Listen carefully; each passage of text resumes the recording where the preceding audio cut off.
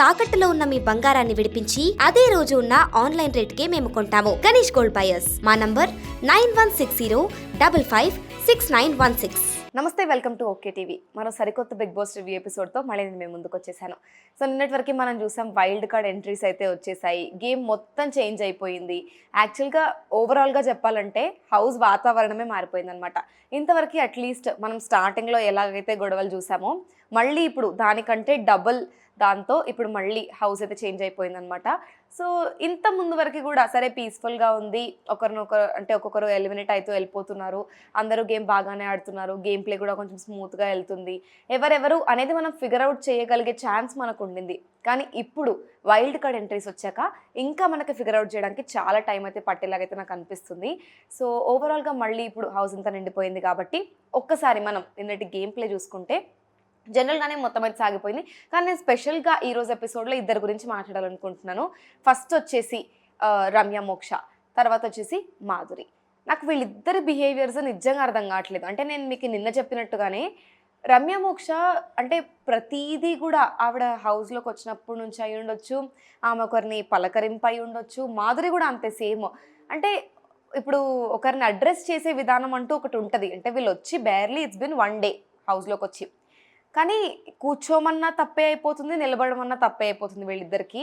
అంటే ఇప్పుడు ఒక 15 మెంబర్స్ 14 మెంబర్స్ ఇంట్లో ఉన్నారు అన్నప్పుడు వాళ్ళతో ఎలా నడుచుకోవాలి, ఎలా ఉండాలి అనేది ఒక బేసిక్ కామన్ సెన్స్ అనమాట. అది నాకు వీళ్ళిద్దరిలో కనబడలేదు. కామన్ సెన్సే లేదు అసలు ఇక్కడ మాట్లాడడానికి మనం.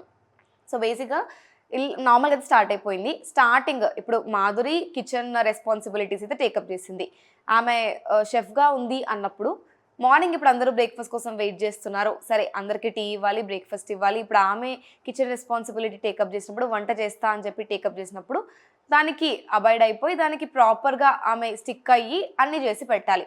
లేదు నేను స్నానం చేశాకే వంట చేస్తాను, నేను అది చేశాకే వంట చేస్తాను అనుకుంటారింది. సరే ఇంక ఇది ఏదో అయ్యింది అయిపోయింది, మనం నీట్గా డిస్కస్ చేద్దాము, ప్రాపర్గా ఒక టైమింగ్ పెట్టుకుందాము, దాన్ని రేపటి నుంచి ఫాలో అవుదాము అనుకుంటూ పవన్ కళ్యాణ్ దివ్య అయితే అనుకుంటారనమాట.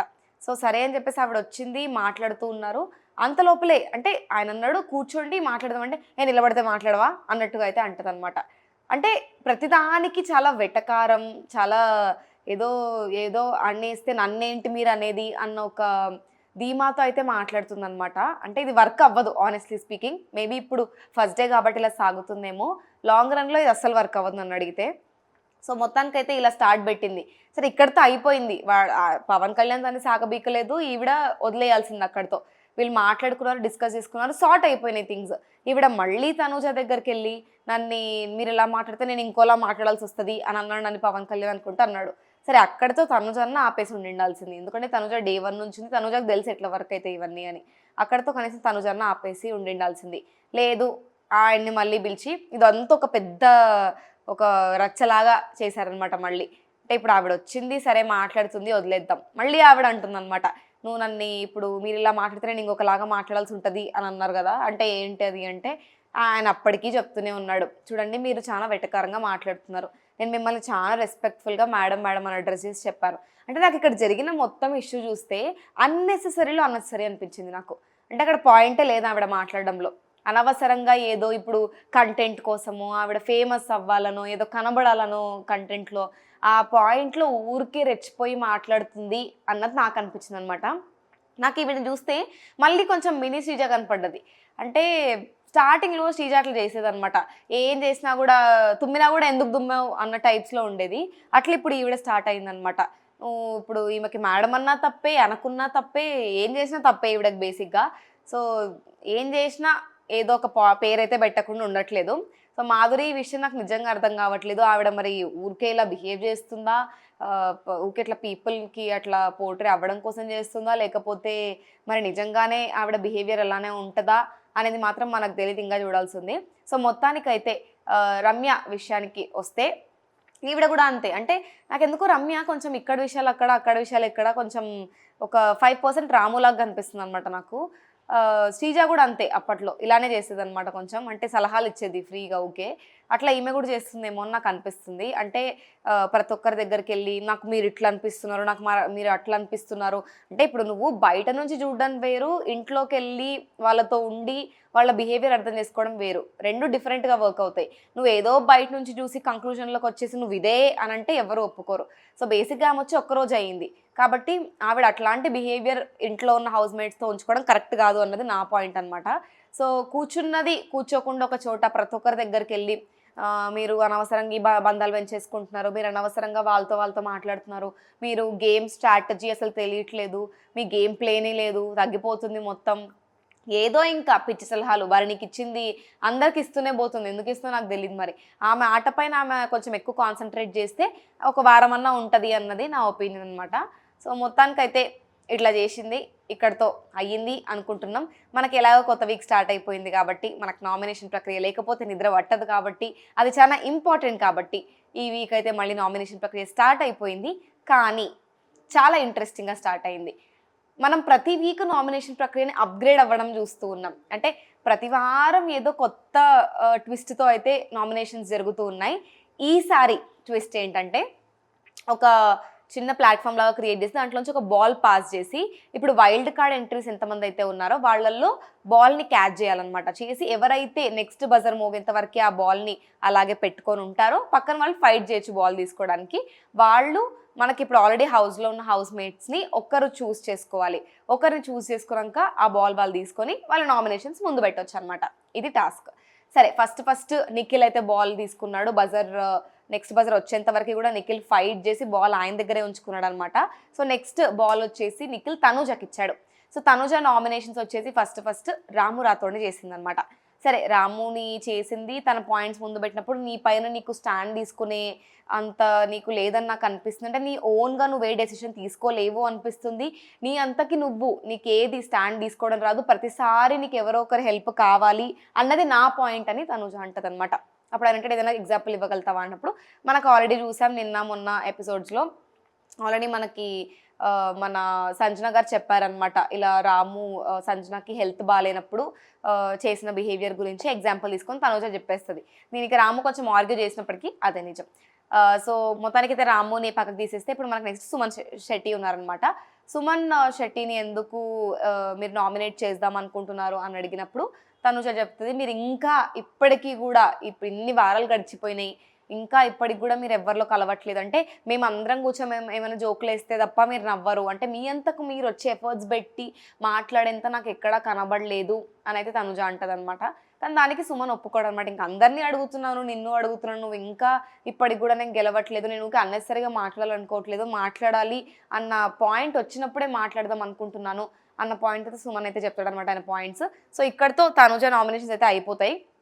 సో ఇప్పుడు ట్విస్ట్ ఏంటంటే, ఇందులో ఇప్పుడు ఇద్దరిని నామినేట్ చేస్తారు కదా యూజువల్గా, ఈచ్ పర్సన్ ఇద్దరిని నామినేట్ చేసినప్పుడు మన వైల్డ్ కార్డ్ ఎంట్రీస్లో ఎవరైతే ఆ బాల్ ఇస్తారో మన ఆల్రెడీ హౌస్ మేట్స్కి, సో ఇప్పుడు నిఖిల్ తనుజకి బాల్ ఇచ్చాడు కాబట్టి నిఖిల్ దగ్గర ఒక పవర్ ఉంటుంది, దట్ ఇద్దరు నామినేషన్స్లో ఎవరో ఒక్కరిని సేవ్ చేసే పవర్ నిఖిల్కి ఉంటుంది అనమాట. సో అలా సేవ్ చేస్తూ ఉన్నప్పుడు Nikhil already Suman starting week నుంచి కూడా నామినేట్ అవుతూ వస్తున్నాడు. నేను కూడా చెప్పాను, మీ గేమ్ ప్లే ఇంకా మీరు చేంజ్ చేసుకోవాలి, మీరు ఇంతకంటే బెటర్గా ఆడాలి అని చెప్పేసి. సో నేను రాము రాథోడ్ని సేవ్ చేస్తున్నాను అని చెప్పేసి నిఖిల్ అయితే రాముని సేవ్ చేస్తాడనమాట. సో మనం ఇక్కడితో వదిలేస్తే నెక్స్ట్ ఇంకో బజర్ స్టార్ట్ అవుతుంది, అందరూ గేమ్ ఆడతారు. ఈసారి రమ్య మోక్షకి అయితే బాల్ వస్తుంది. సరే అని చెప్పేసి ఆవిడ బాల్ని తీసుకెళ్ళి రాముకి ఇస్తుంది అనమాట.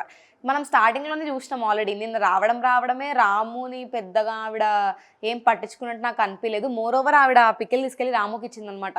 సో స్టార్టింగ్ నుంచి రమ్యకి రాముకి ఏం పెద్దగా పడట్లేదు. బట్ స్టిల్ ఈసారి ఎందుకు రాముకి ఇచ్చింది రమ్య బాల్ అని అందరూ కన్ఫ్యూజన్లోనే ఉన్నారు. ఈవెన్ రామునే పెద్ద కన్ఫ్యూజన్లో ఉన్నాడు అనమాట, అదేంటి నాకు ఇచ్చావు నువ్వు అని చెప్పేసి. ఇంకా ఆవిడ గేమ్ ప్లాన్ ప్రాపర్గా ఆవిడ స్ట్రాటజీస్ ఆమెకు ఉన్నాయి కాబట్టే ఇచ్చిందన్నది నా ఒపీనియన్.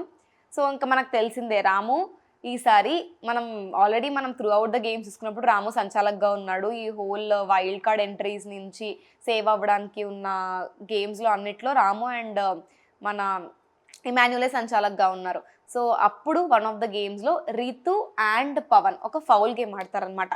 అక్కడ పెద్ద గొడవ అయిందన్న విషయం కూడా మనకు తెలిసిందే. సో ఇప్పుడు రాము నామినేషన్స్లో రీతు అండ్ పవన్ని చేస్తాడనమాట. సో ఇలా చేసినప్పుడు పాయింట్స్ చెప్తూ వెళ్ళిపోతే నేను ఆల్రెడీ రీతు పెద్దగా ఫౌల్ ఆడింది గేమ్, అయినా కూడా పవన్ నువ్వు ఎందుకు గుడ్డిగా సపోర్ట్ చేసినావు రీతుకి, నీ గేమ్ ప్లే నీకు ఉండాల్సింది, నువ్వు ఇంకా బెటర్గా ఆడేవాడివి, నువ్వు అనవసరంగా రీతుకి సపోర్ట్ చేసి ఇలా చేసావని నాకు అనిపిస్తుంది అన్నట్టుగా అయితే రాము పెడతాడనమాట ఆయన పాయింట్స్ ముందు. కానీ రీతు దీనికి సపోర్ట్ చేయదు. నా పర్సనల్ ఒపీనియన్ ఏంటంటే ఇప్పుడు ఇక్కడ నాకు తెలిసి పవన్ కంటే మంచిగా ఆడింది కూడా రీతునే. అంటే రీతు కంటే బెస్ట్గా పవన్ ఆడగలుగుతాడు అన్న పాయింట్లో అయితే నేను ఒప్పుకోను ఇక్కడ. ఎందుకంటే ఒకసారి మనం ఓవరాల్గా చూసుకుంటే ప్రతిసారి కూడా స్ట్రాటజీ పాపం రీతు కష్టపడ్డది. ఎందుకంటే పవన్కు ఉన్నంత ఫిట్నెస్, పవన్కు ఉన్నంత స్ట్రెంగ్త్ రీతుకి లేకపోవచ్చు, కానీ బ్రెయిన్ పెట్టే ప్రతి దాంట్లో రీతు పెట్టింది, రీతు తన బెస్ట్ ఇచ్చింది. అందరిలో కంపేర్ చేసుకుంటే కూడా అమ్మాయిల్లో రీతునే బాగా ఆడింది. సో ఆ పాయింట్లో చూసుకున్నప్పటికి కూడా రితునే బాగా ఆడింది. కానీ మేబీ రాముకి పర్సనల్ గ్రడ్జ్ ఉండడం వల్ల ఇదంతా చేశాడేమో అన్నది నా ఒపీనియన్. సో మొత్తానికి ఒక పెద్ద గొడవ తర్వాత రాము అయితే దిస్ ఇస్ ద కంక్లూషన్, ఇంకంతే నేనైతే మొత్తానికి రితుని పవన్ని నామినేట్ చేస్తున్నాను అని చెప్పేసి ఎండ్ చేసేసరికి ఇప్పుడు ఎలాగో రమ్య ఎవరో ఒకరిని సేవ్ చేయాలి కాబట్టి నేనేం ఎక్స్పెక్ట్ చేశానంటే రమ్య పక్క పవన్నే సేవ్ చేస్తుంది, రీతుని వదిలేస్తుంది అనుకున్నా. ఓ సారీ, ఎలాగో మనకి పవన్ పడలేదు కాబట్టి రమ్యకి స్టార్టింగ్లో ఒక 50% ఛాన్సెస్ అయితే ఉన్నాయి ఎలాగో పవన్ని సేవ్ చేయకపోవడానికి.